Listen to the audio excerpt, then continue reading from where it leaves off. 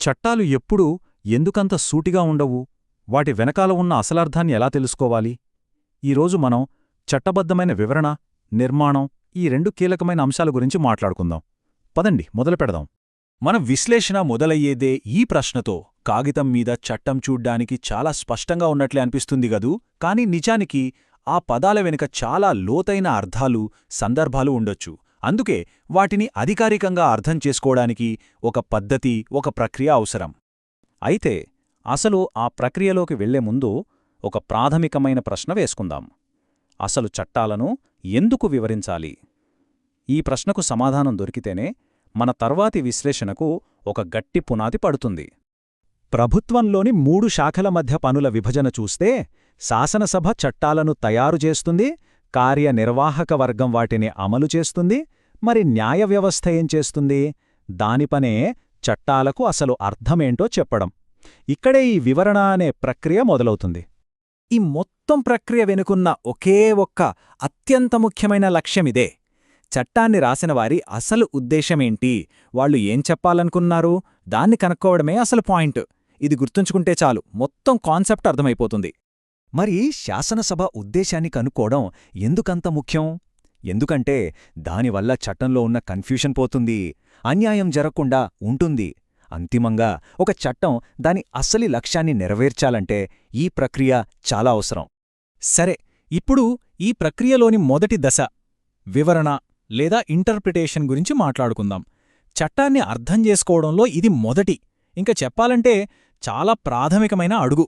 సింపుల్గా చెప్పాలంటే వివరణ అంటే చట్టంలోని పదాలను ఉన్నవి ఉన్నట్లుగా చదవడం, వాటి అక్షరార్థం అంటే లిటరల్ మీనింగ్ ఏంటో చూడటం. ఇక్కడ అదనపు అర్థాలగ్గాని, ఊహలగ్గాని అస్సలు చోటులేదు. టెక్స్ట్ ఏం చెప్తోందో అదే ఫైనల్. కానీ కొన్నిసార్లు కేవలం పదాలకున్న పైపైన అర్థం మాత్రమే సరిపోదు. ఆ సమయంలోనే నిర్మాణం లేదా కన్స్ట్రక్షన్ అనేది సీన్లోకి వస్తుంది. ఇది వివరణ కంటే ఒక అడుగు ముందుకు వెళ్తుందన్నమాట. నిర్మాణం అనేది ఒక అడ్వాన్స్డ్ టూల్ లాంటిది. చట్టంలోని పదాలు కన్ఫ్యూషన్ క్రియేట్ చేసినప్పుడు లేదా ఒకటి కంటే ఎక్కువ అర్థాలొస్తున్నప్పుడు ఆ చట్టం యొక్క అసలు ఆంతర్యమేంటో తేల్చడానికి దీని వాడతారు. ఇప్పుడు మనం చూడబోయేదే చాలా చాలా ముఖ్యంగా పరీక్షల కోసం సిద్ధమయ్యేవాళ్లకు. ఈ రెండు కాన్సెప్ట్ల మధ్య ఉన్న తేడాను క్లియర్గా అర్థం చేసుకుంటే మీ విశ్లేషణ చాలా షార్ప్గా ఉంటుంది. చూడండి, వివరణ అనేది పదాలు వాస్తవంగా ఏమి చెబుతున్నాయి అనే దానిపై దృష్టి పెడుతుంది. అదే నిర్మాణమైతే ఆ పదాలు సరిపోనప్పుడు చట్టం యొక్క అసలు అర్థం ఏమిటి అని లోతుగా పరిశీలిస్తుంది. ఒకటి చదవడం, మరొకటి అర్థం చేసుకోవడం. కాబట్టి ఎప్పుడైనా అనాలిసిస్ చేసేటప్పుడు ఈ స్టెప్స్ గుర్తుపెట్టుకోండి. ఎప్పుడూ వివరణతో అంటే అక్షరార్థంతోనే మొదలుపెట్టాలి. అక్కడ క్లారిటీ రాకపోతేనే అప్పుడు నిర్మాణం వైపు వెళ్ళాలి.